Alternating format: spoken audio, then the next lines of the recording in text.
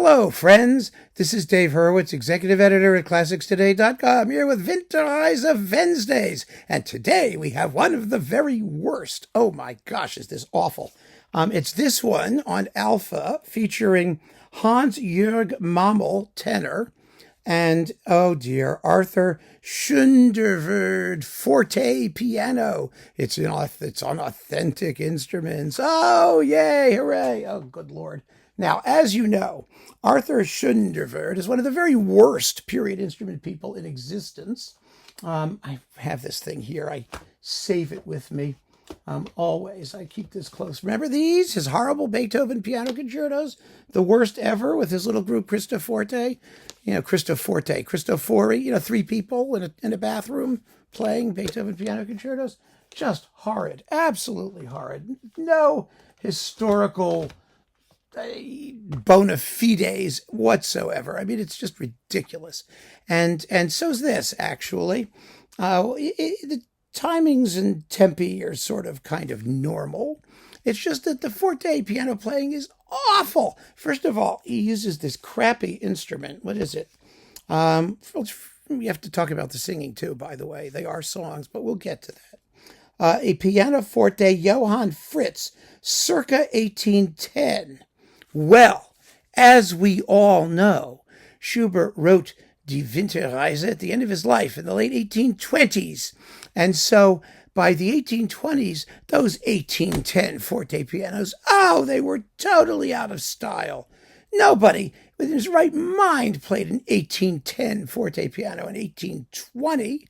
I mean, by 1820, they'd added all kinds of wonderful things like strings and an upper register that sort of matched the lower register and a vague approximation of a sustained legato and slower music. And all of those things were possible in 1820s, and they weren't possible circa 1810.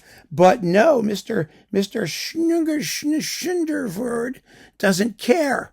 He doesn't care at all. He doesn't care about anything other than making the music sound bizarre.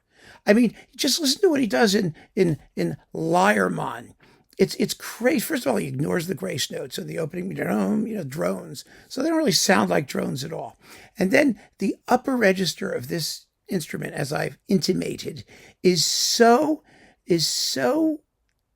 desiccated and thin that you can barely hear the melody. I mean, you've got these things, and in the songs that have a certain amount of, shall we say, gusto, like Mut, courage, or Wasserfluss, the Wasserflute thing. There it is, Wasserflute. I mean, and all these wonderful things that have big contrasts. What was that?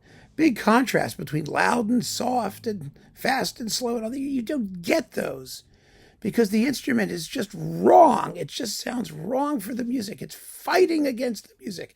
And Schoonderwoerd is not a guy who is going to do something for the music.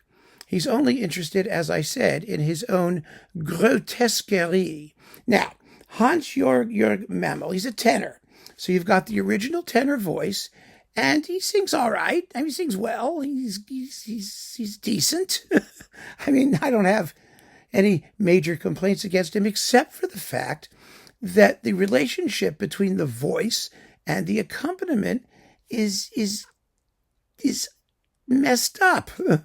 It's messed up when he tries to sing loudly, and the piano doesn't want to do it. And I don't know. The fact of the matter is that voices haven't changed at all. Instruments have changed, yes. But what does that mean? Think about that for a moment.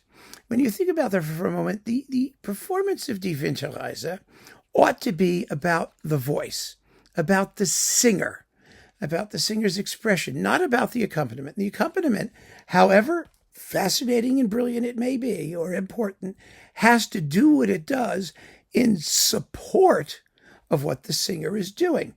But what you get a sense of in listening to this thing is that two people are doing their things kind of independently.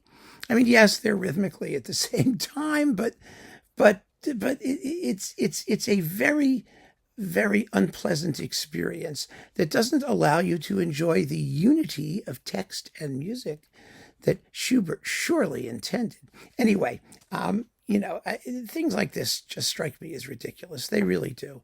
They're not musical.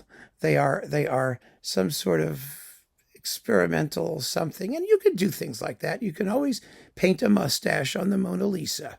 The problem with doing the Dadaist approach to performance, which is really what this is in its essence, because it's so unconcerned with, what Schubert may have intended expressively and the best way to realize it, instrumentally anyway.